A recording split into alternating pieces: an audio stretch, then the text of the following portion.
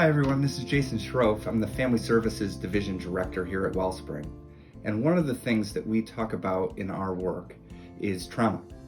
And we're working with families that have endured something in their lives that is creating this trauma. And a simple way of thinking about this that we might teach kids is trauma is those things that are sad, bad, or scary that have happened in our lives.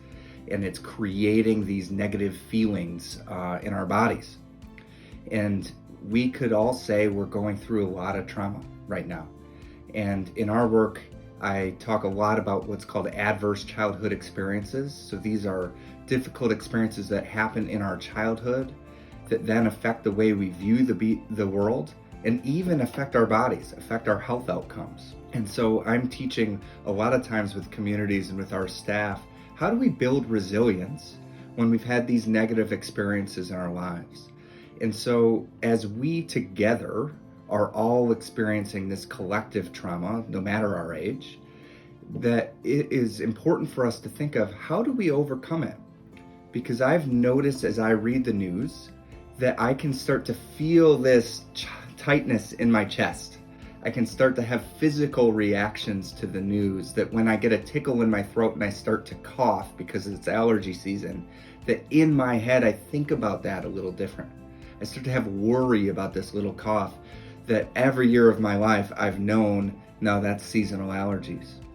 And so if you're like me and you're starting to have some worries or physical experiences as you're reading the news and hearing that the world again can feel unsafe right now, I'd encourage you to work on some ways of what's called building resilience. And resilience is really that factor that helps us overcome the effects of trauma or those negative experiences in our lives. And there's three core ways to build resilience. First is this idea of individual capabilities, learning skills, being able to navigate a scary world. And every time we learn something new, it gives us an opportunity to say, oh, I was able to do something I couldn't before. And I think all of us are learning at this time, we're up against something we've never done before. So we're all trying to learn something new. And there are little ways to practice this, little ways of taking an art class online or learning, do some writing or play some music. As I'm encouraging my staff, learn how to do new video technology to connect to others.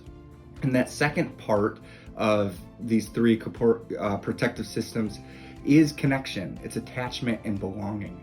And in a time of social distancing, it's really hard to have connection. And so we're encouraging our staff all the time, how do you create that connection with families? Let's make sure we're doing video conferencing. Let's encourage families to get connected. Let's actually purchase phones or other types of tablets so families can have connection. At my home, we have little sticky notes on the refrigerator with people's names on them so that we can make sure we're reaching out and staying connected, because it is that connection to others that really helps us overcome challenging times. And the third protective system is really taking that attachment and belonging and expanding it. So this is thinking about community or culture or faith traditions. I'm encouraged right now as I look at communities and how they're responding to this crisis. As we do work all across the state, we're seeing how different communities are ensuring that families are getting food. And so there's encouraging times as you go to our Facebook page and you can see how we're creating community for seniors who don't have visitors right now. And I'd encourage you, be spending time, look at how the community is responding in this crisis. And I want to leave talking about this last part of the system of faith tradition and thinking of this season of Lent and knowing that faith traditions often are helping us explore overcoming difficult times. And so the season of Lent is us thinking and actually taking 40 days to remember the suffering of those who came before us, and to think of the story of Lent being this progression that actually gets worse before it gets better. It's a progression that in the story of Lent, sadly, leads to more suffering, ends in death, and then darkness covering the whole world. Yet on the other side of that is resurrection, is new life, is the conquering of death. And so in this time of trouble, I'd encourage us to reflect on those memories of overcoming. And as we see this season of Lent going towards Easter, remembering that as bad news seems to get worse, there's resurrection on the other side. There's hope on the other side. I hope that all of you will find that this week, and encourage you to stay safe out there.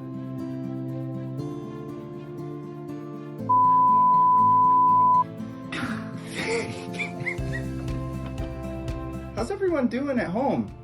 I'm doing this video while my wife is recording. It's going great. This is take 5, and we'll start again from the top.